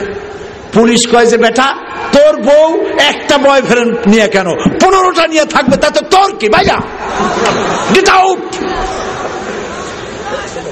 এই হলো দেশ, এই হলো সভ্যতা, এই হচ্ছে ওয়েস্টার্ন সিভিলাইজেশন। কোথায় যাবা? ফাইনা তাযহাবুন। সেই জন্য আপনারা জানেন না, ইসলামের যত সন্ত্রাসী হইতেছে, এগুলো বলার পর ওই যে আমেরিকা, ওই যে বুশ, আল্লাহ জাগা মতো শাস্তি দেয়। ফেরাউনরে মারছে সুবাইয়া, নমরুদরে মারছে কি দিয়া? জুতা দিয়া। সেই জুতা আছে না নাই? এই যুগের নমরুদের কপালেও সেই জুতা। ওর নাম কি? নাম কি? এই নতুন যত বুশ তৈরি হবে, জুতা কিন্তু রেডি আছে। পৃথিবীতে আল্লাহর শাস্তি দিয়ে কেউ এড়াইতে পারবে না, পারে নাই, পারবেও না। তো দেখা গেল ওরা বলে যে মুসলমানরা সন্ত্রাসী, সারা পৃথিবীর সব মুসলমান সন্ত্রাসী, আর মাদ্রাসাগুলো সন্ত্রাসী বানায়। নাউজুবিল্লাহ। আরে বাবা, মাদ্রাসাগুলি তো ইসলাম বাঁচায় রাখছে, সেটা কওমি মাদ্রাসা হোক, সেটা আলিয়া মাদ্রাসা হোক। এই মাদ্রাসাই আলেমরা আর বড় বড় হাক্কানি পীরেরা, বড় বড় আলেমরা এ দেশে সারা পৃথিবীতে ইসলামকে বাঁচায় রেখেছে। পরীক্ষার রেজাল্ট দেখো, পরীক্ষার রেজাল্ট যদি দেখেন তাহলে দেখবেন জরিপ করে কলেজ, বিশ্ববিদ্যালয়, হাই স্কুল সব থেকে বেশি পাশের হার মাদ্রাসায়। কারণ কি? কারণ হচ্ছে মাদ্রাসার ছেলেরা আর একটা মেয়েকে SMS করে ডিস্টার্ব করে না, মেয়েদের পিছনে ঘুর ঘুর করে না। Girls high school, girls college ছুটির সময় কলেজের মেয়েদের কলেজের সামনে, গেটের সামনে এতিমের মতো খাড়াই থাকে না। এই মাদ্রাসার ছেলেমেয়েগুলি লেখাপড়া করে বেশি, পরীক্ষায় পাশ করেও জনমের মতো। এগুলোর বানাইছে সন্ত্রাসী। যত টুপি দাড়ি যা দেখো সব হলো সন্ত্রাসী। এখন আমেরিকার লোকেরা চিন্তা করেছে যে তাহলে ইসলাম যে এত সন্ত্রাসী, মনে হয় কোরআন শরীফের মধ্যে, কোরআনের মধ্যে লেটেস্ট প্রযুক্তির বোমা বানাবার কোনো কিছু আছে। তো কোরআন শরীফের তো সকল ভাষায় তরজমা, ট্রান্সলেশন আছে। ওরা কোরআন পড়া আরম্ভ করলো। কোরআন পড়ে দেখে যে এতে বোমা মারা তো দূরের কথা, বরং বলা আছে, আল্লাহ বলেছেন কেউ যদি একটা মানুষকে হত্যা করে, কয়টা মানুষ? একটি মানুষকে যদি কেউ হত্যা করে, ফাকান্নামা কাতালান নাসা জামিআ, সেজন্য সারা পৃথিবীর সমস্ত মানুষকে হত্যা করলো। আর একটা মানুষকে যদি কেউ বাঁচায় দেয়, সেজন্য সারা পৃথিবীর সব মানুষকে বাঁচায় দিল। এই কোরআন শরীফ পড়িয়া এরা বিষে ধরলো। এখন অবস্থা কি হয়েছে জানেন?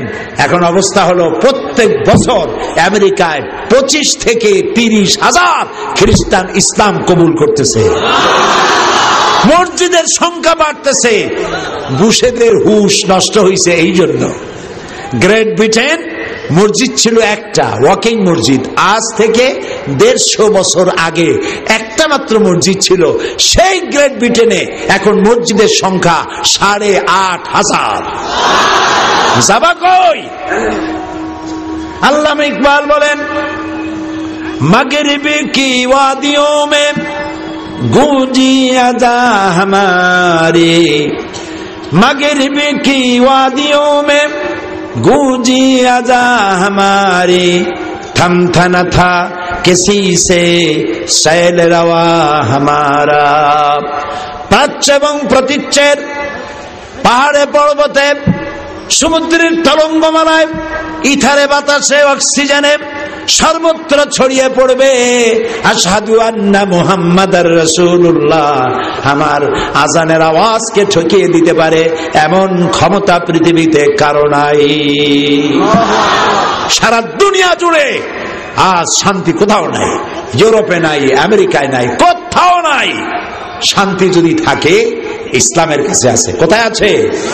সেই ইসলামকে বদনাম করার জন্য এক শ্রেণীর লোক বোমা মারামারি করে আল্লাহর আইন প্রতিষ্ঠা করতে চায়। আল্লাহ তাআলা এদের হেদায়েত করুন। বলেন আল্লাহ এদের হেদায়েত করেন। হেদায়েত যদি তাদের কপালে না জোটে, আল্লাহ যেন গজব দিয়ে এদেরকে বিদায় করে দেন। প্রিয় ভাই সব, এই পৃথিবীর ভিতরে বাংলাদেশ পৃথিবীর তৃতীয় বৃহত্তম মুসলিম দেশ। 15 কোটি মুসলমান এদেশে বাস করে। আলহামদুলিল্লাহ বলেন না আলহামদুলিল্লাহ। আমাদের দেশের মতো সাম্প্রদায়িক সম্প্রীতির দেশ পৃথিবীতে কোথায় আছে আমি সেটার নাম শুনতে চাই। ভারতে বাবরি মসজিদ ভেঙে মন্দির বানানো হয়েছে। বাংলাদেশের কোন জেলার কোন মন্দির ভেঙে মসজিদ বানানো হয়েছে আমি শুনতে চাই। নাই। আমার দেশে পূজার মণ্ডপ আর মসজিদ পাশাপাশি হয়। আমার পিরোজপুরে শহরের কেন্দ্রীয় মসজিদের পাশেই 10 দিন পূজার মণ্ডপ বানায়া দুর্গা পূজা করে, ঢোল বাজায়, গান গায়। কোন মুসলমান বলে না মসজিদের পাশে ঢোল বাজাইতে পারবা না। আবার হিন্দুরাও এত ভদ্র, আজানের সময় ঢোল বাজায় না, নামাজের সময় ঢোল বাজায় না। রোজার পূজা একসাথে হয়েছে, ওরা রোজা ডিস্টার্ব করে নাই আর মুসলমানেরা পূজা ডিস্টার্ব করে নাই। খালি কয় ঠিক আলহামদুলিল্লাহ কইতে পারো না? এ হচ্ছে সেই দেশ যেখানে সাম্প্রদায়িক সম্প্রীতি সব থেকে সমুজ্জ্বল। বাংলাদেশ বিগত 1000 বছরের সাম্প্রদায়িক সম্প্রীতির উজ্জ্বল দৃষ্টান্ত স্থাপন করেছে, দুনিয়া কোথাও নাই। প্রিয় ভাই সব, এ হচ্ছে সেই সুন্দর দেশ। আমি বিদেশে গেলে, মধ্যপ্রাচ্যে সহ বিভিন্ন জায়গায় গেলে লোকেরা বলে এত ইসলাম ইসলাম করেন, ইসলামের পূর্ণাঙ্গ আইন তো কোথাও নাই। যদি কোথাও হয় 16 আনা আইন, পরিপূর্ণ আইন, তো কোথায় হবে বলে মনে হয়? আমি বলি যে আল্লাহর ইসলামের আইন যদি পরিপূর্ণভাবে কোথাও হয়, আমার বিশ্বাস তা আমার 56,000 বর্গ মাইল বাংলাদেশে সকলের আগে হবে ইনশাআল্লাহ। আমি হতাশ নই, আমি মন ভাঙা নই, আমি হতোদ্দাম নই। আমি জানি বদরের বিজয় হয়, ওহদের পরাজয় হয়, আর তারপরেই ফতে মক্কা হয়। ভয় পাওয়ার কোনো কারণ নাই। প্রিয় ভাই সব, এ বাংলাদেশ একটি স্বর্ণের দেশ, আলহামদুলিল্লাহ। আমরা মিলেমিশে আছি, মিলেমিশে থাকতে চাই। আমাকে যখন প্রশ্ন করা হয় কিভাবে এই দৃঢ় প্রত্যয় আপনার জন্মালো, আমি বলি আমার দেশে 3 লক্ষ মসজিদ আছে। এই মসজিদের আজান শুনে, ফজরের আজান শুনে আমার 15 কোটি মানুষের ঘুম ভাঙে। আর রাতের বেলায় এশার আজান শুনে আমার লোকেরা নামাজ পড়ে ঘুমোতে যায়।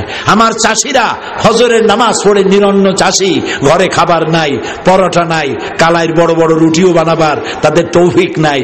পান্তা ভাত খাইয়া, গামছা কোমরে বাঁধা, তারপরে গরু নিয়ে হাল চাষ করতে যায়। চাষ করতে করতে হাতে ঘড়ি নাই, সূর্যের দিকে তাকিয়ে দেখে সূর্য পড়ন্ত, জোহরে রক্ত হয়ে গেছে। কাদা পানি দিয়া কোন রকম উজু করে কোমরের গামছা খুলে মাথায় বেঁধে ক্ষুধার্ত পেট নিয়ে জমিনের আইনের উপরে দাঁড়িয়ে আমার চাষি আল্লাহকে সেজদা দেয়। এ আমার জাতি, এই আমার মুসলমান। এখানে আহলে হাদিস, এখানে সুন্নি, এখানে বিভিন্ন পীর মুরিদি, এখানে তাবলিগি জামাত, এখানে বিভিন্ন ইসলামী দল, সব মিলে মিশে এখানে ইসলামের জন্য আওয়ামী লীগ, বিএনপি, জামাত ইসলামী, জাতীয় পার্টি, তাবলিগ, কোন লীগ, কোনো কিছু বাধা নয়। ঐক্যবদ্ধভাবে সকলকেই শান্তির জন্য এগিয়ে আসতে হবে। যে বিশ্বনবীর সিরাত শুনতে এসেছি, সেই বিশ্বনবীর আদর্শ অনুযায়ী দেশ গড়তে চাই। তাতেই শান্তি, তাতেই মুক্তি। আর গত 2 দিন আগের যে ঘটনা ঘটলো, 25-26 ফেব্রুয়ারি যে ঘটনা ঘটলো বাংলাদেশের ইতিহাসে, এত বড় কলঙ্কজনক ঘটনা আর কখনো ঘটে নাই। আমাদের মেরুদণ্ড ভেঙে দিয়েছে। আমার দেশের সেনাবাহিনী আমার অহংকার, আমার গৌরবের বিষয়।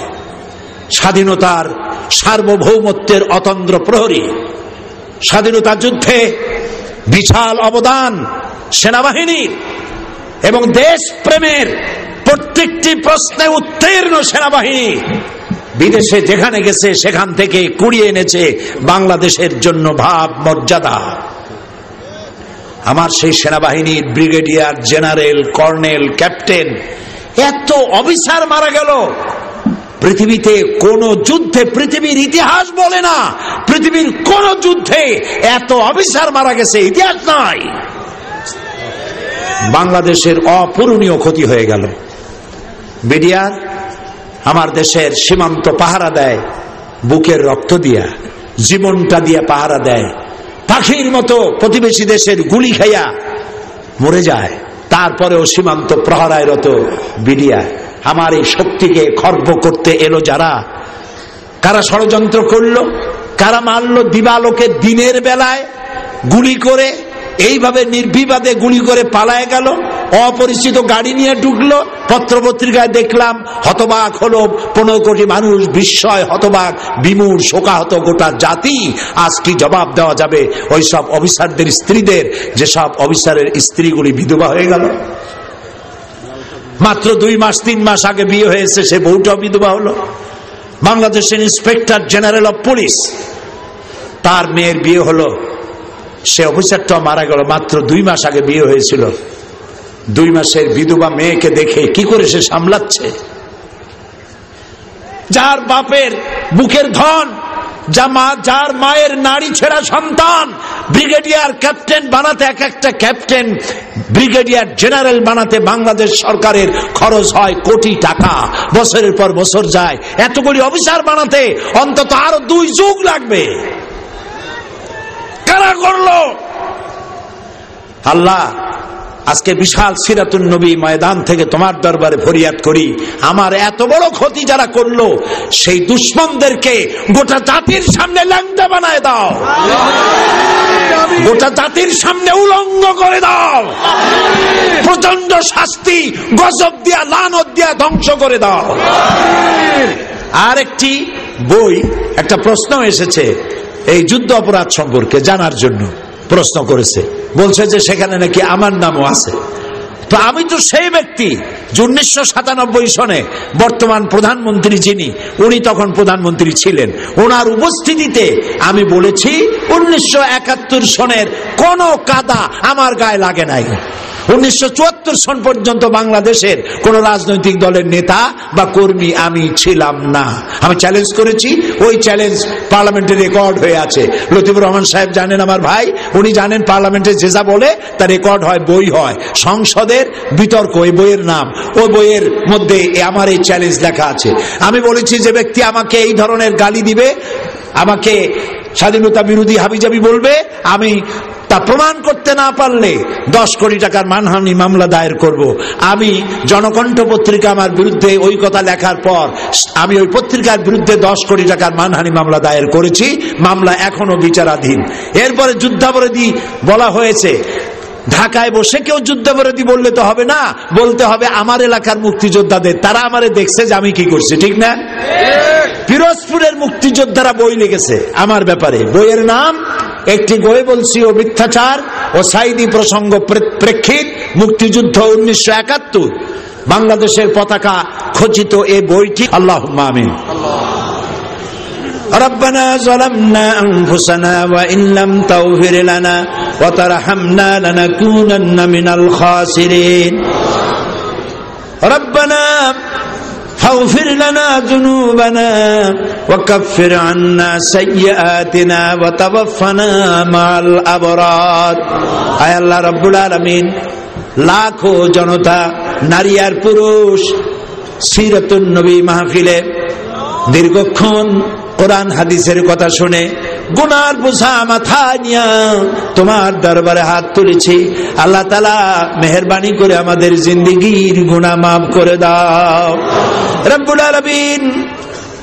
আমাদের মধ্য থেকে মা বাপ যাদের বিদায় হয়ে গেছে, কবরগুলিকে জান্নাতের টুকরা বানাও।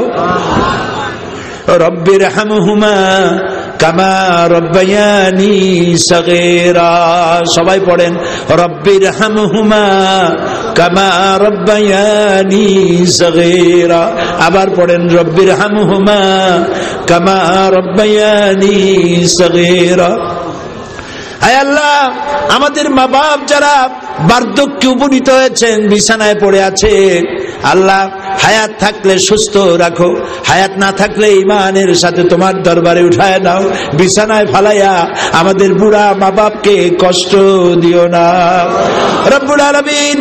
তাম পৃথিবীতে আজ মুসলমানেরা বড়ই বিপদগ্রস্ত, তুমি ছাড়া সাহায্যকারী নাই। আফগানের মুসলমান শেষ হওয়ার পথে, ইরাকের মুসলমান শেষ হওয়ার পথে, কাশ্মীরের মুসলমানেরা নির্যাতিত, ইরিত্রিয়া, সোমালিয়া আর চেচনিয়া, বসনিয়া, যেদিকে তাকাই মুসলমানেরা নির্যাতিত। আল্লাহ, আমরা আমাদের গুনার স্বীকৃতি দিতেছি, আমরা গুনাহ করেছি বলে তুমি রাগ করেছো। আল্লাহ, তুমি আমাদের প্রতি রাগ করো না, গোসা করো না, আমাদের মাফ করে দাও। আল্লাহ, আমাদের উপরে গজব দিও না, আমাদের শেষ করে দিও না। আল্লাহ, তোমার রহমত দিয়া আমাদের জিন্দেগীর গুনাহ মাফ করে দাও। আয় আল্লাহ রাব্বুল আলামিন, এই জমিনে তোমার কথা কারা বলে, তোমার জন্য কারা জীবন দেয়, তোমার জন্য কারা জেল খাটে, তোমার জন্য কারা জরিমানা দেয়, তোমার জন্য কারা রাস্তার উপরে পিটান খাইয়া মরে, তুমি কি সেই বান্দাগুলিরে চেনো না? আল্লাহ, তুমি দয়া করে তোমার কথা যারা বলেন, এই জমিনে তোমার দিন কায়েম করতে যারা চান, আল্লাহ তুমি দয়া করে তাদেরকে তোমার রহমতের চাদরটা দিয়ে ঢেকে রাখো। আল্লাহ তাআলা তোমার আরশ থেকে তুমি তাকায় দেখো, চাঁপাই নবাবগঞ্জের এই লাখো মানুষ মাহফিলের কর্তৃপক্ষ বাস ভাড়া দিয়ে আনে নাই, ট্রাক ভাড়া দিয়ে আনে নাই, রিক্সা ভাড়া দিয়ে আনে নাই। মাহফিলের পরে কারে কিছু খাইতেও দেওয়া হবে না, যার যার খরচ দিয়া কষ্ট করে তোমার নবীর সিরাত জানতে এসেছে। বাবু, খালি হাতে কাউকে ফিরাইয়া দিও না। আল্লাহ, এত বড় মাহফিলের মোনাজাত তুমি কি বিরোধ দিতে পারো?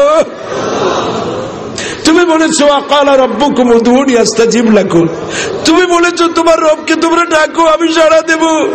তা আমরা তো ডাকলাম, এখন তুমি সাড়া দাও, আমাদের ডাকের জবাব দাও। বাবু, অনেক মা বোনেরা এসেছেন, আল্লাহ মা বোনদেরকে পর্দায় থাকার তৌফিক দাও, মা বোনদের গুনাহ খাতা মাফ করে দাও। আল্লাহ, নিঃসন্তানীকে সন্তান দাও, মা বোনদের আমল আখলাক কেমন বানাও, যাতে করে কিয়ামতে হযরত আয়েশা খাদিজার সঙ্গে হাসর নসিব হয়ে যায়।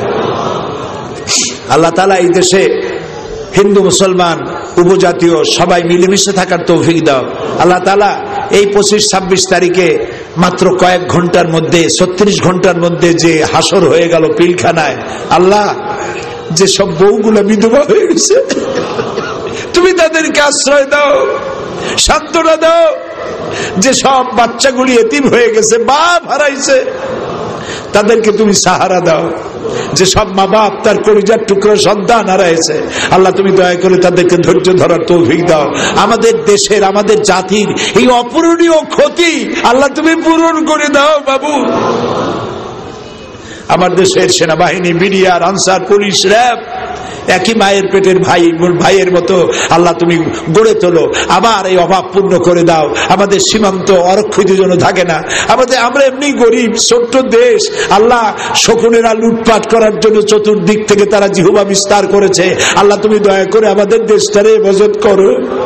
3 লক্ষ মসজিদের দেশ, 15 কোটি মানুষের দেশ, তারা তোমার সেজদা দেয়। বাবু, এই দেশটা তুমি ধ্বংস করে দিও না। বাবু,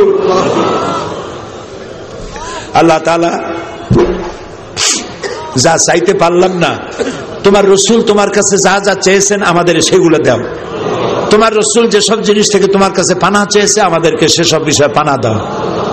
اللهم إنا نجعلك في نحورهم ونعوذ بك من شرورهم اللهم يا منزل الكتاب ومجري السحاب سريع الحساب حازم الأحزاب اللهم اهزمهم وزلزلهم وانصرنا عليهم ربنا تقبل منا إنك أنت السميع العليم وتب علينا إنك أنت التواب الرحيم سبحان ربك رب العزة عما يصفون وسلام على المرسلين والحمد لله رب العالمين واجعل آخر كلامنا عند الموت لا إله إلا الله محمد رسول الله السلام عليكم ورحمة الله